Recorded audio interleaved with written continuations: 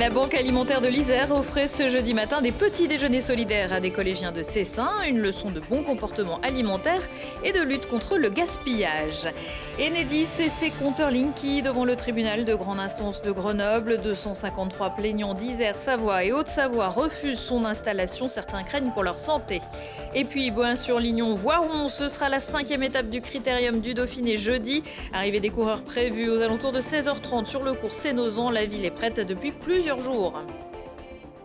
Bonsoir à tous, ravi de vous retrouver dans ce JT du mercredi 12 juin 2019. Toutes les heures à partir de 18h, l'essentiel de l'actualité du Grand Grenoble en moins de 10 minutes.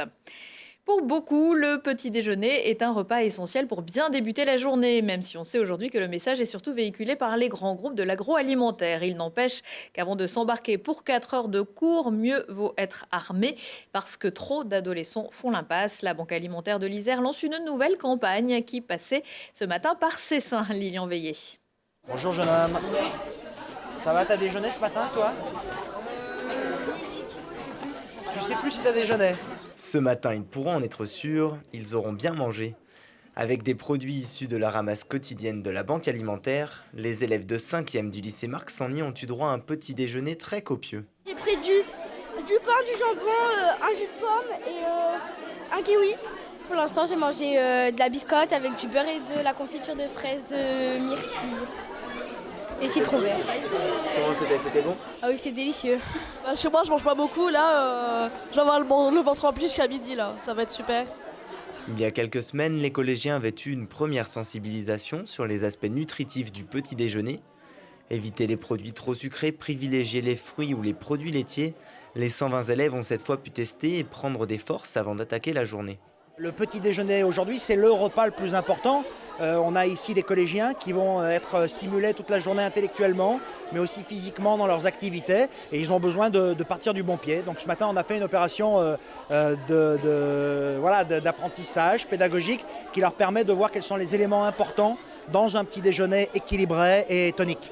Ce petit déjeuner s'inscrit dans le cadre du plan pauvreté porté par Emmanuel Macron depuis septembre 2018, car encore 13% des enfants ne déjeunent pas le matin. L'enfant qui vient à l'école avec le ventre vide, ça peut effectivement poser des problèmes d'écoute, d'attention dans la classe. Notre objectif de ce dispositif, c'est justement sensibiliser les enfants à ce bien manger. La conclusion aujourd'hui, c'est mangeons un petit déjeuner qui soit de qualité. Cette initiative devrait être développée à partir de l'année prochaine dans d'autres établissements pour sensibiliser les collégiens aux problèmes de nutrition et d'équilibre alimentaire. Et dans le réseau d'éducation prioritaire, ce sont 22% des enfants qui ne déjeuneraient pas avant d'aller à l'école. C'est la petite boîte verte de la discorde. Depuis son arrivée dans les foyers en 2015, le compteur Linky est loin de plaire à tout le monde.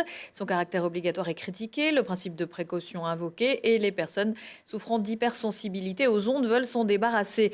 Récemment, le tribunal de grande instance de Toulouse a accordé à 13 personnes dans ce cas le droit de ne pas être équipées d'un compteur Linky. Ce jeudi, le tribunal de grande instance de Grenoble devait examiner 253 plaintes. On nous dit un peu souvent c'est David contre Goliath.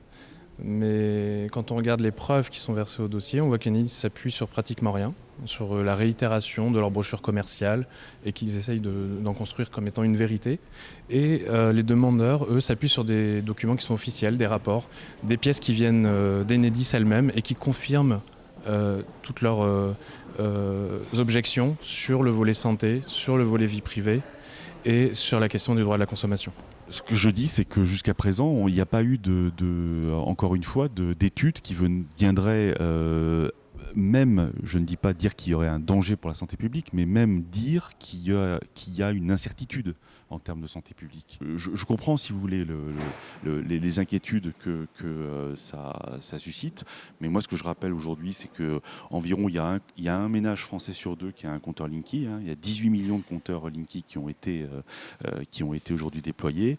Si on était en présence de problèmes sanitaires graves, ces problèmes auraient été révélés. Je comprends encore une fois qu'il y ait des éléments d'inquiétude.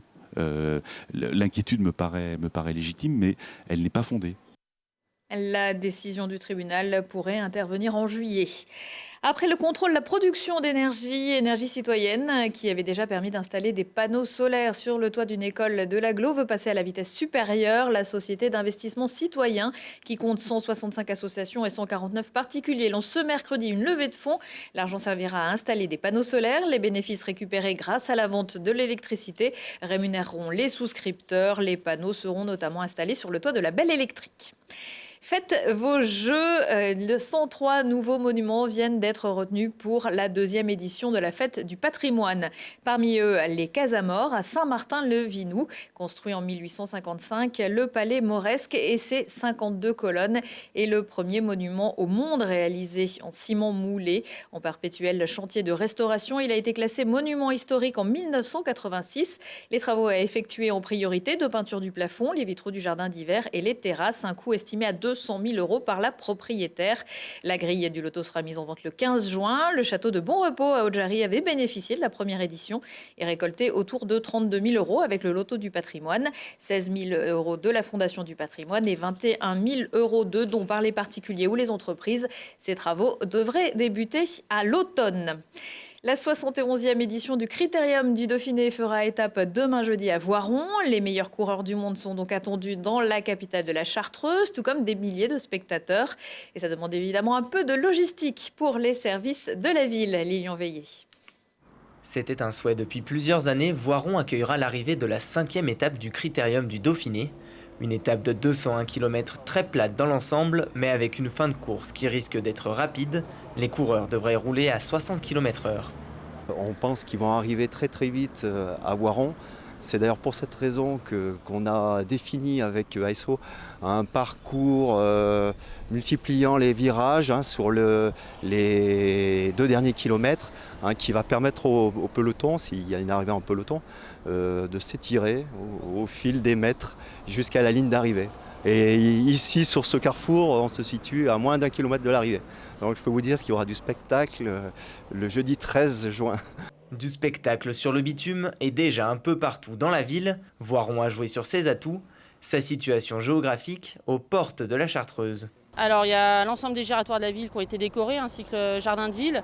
Et ce travail a été réalisé par les équipes Espace Vert de la ville de Voiron. Ils ont souhaité mêler 2 événements qui marquent le mois de juin, c'est les fêtes de la Chartreuse et l'arrivée du Critérium.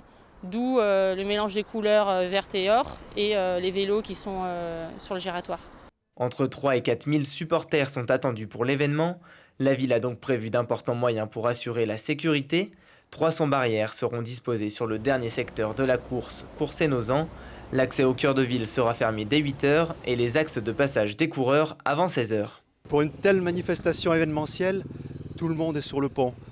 Les forces de sécurité, c'est-à-dire la police nationale, la police municipale, bien entendu, les services de secours, le centre de secours de Voiron, le centre tactique municipal qui mobilise une grande partie de ses agents pour que tout soit impeccable le jour J.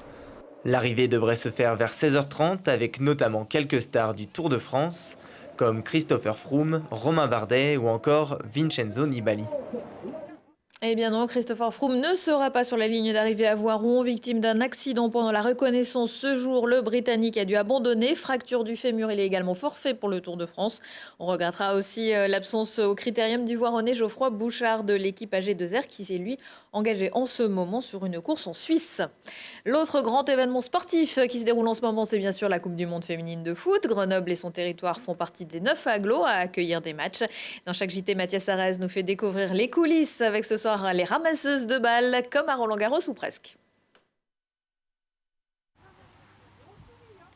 Ils et elles font la Coupe du Monde. Elles, ce sont aussi ces ramasseuses de balles qui pourront parfois faire grappiller quelques secondes ou au contraire en faire gagner. Aujourd'hui, c'est avec le G2F que nous sommes. Bonjour Sarah. Bonjour.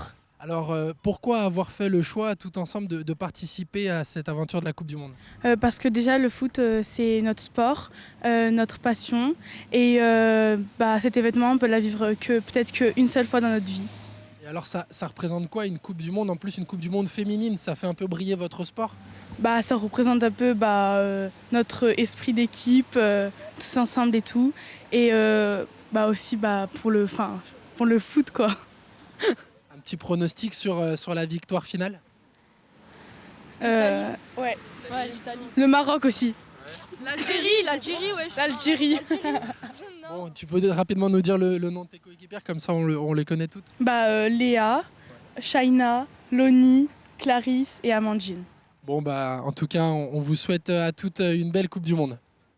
Et ce mercredi après-midi, au Stade des Alpes, le Nigeria a éliminé la Corée du Sud 2-0. À 20h15, 23h15, si on parlait, aujourd'hui, Thibault Leduc et ses invités vont se rassembler pour assister à des performances artistiques atypiques, boire une petite liqueur au musée dauphinois et enchaîner avec un festival électro. Prochain rendez-vous avec l'actu dans 1 heure et en replay sur télégrenoble.net. Belle soirée à tous.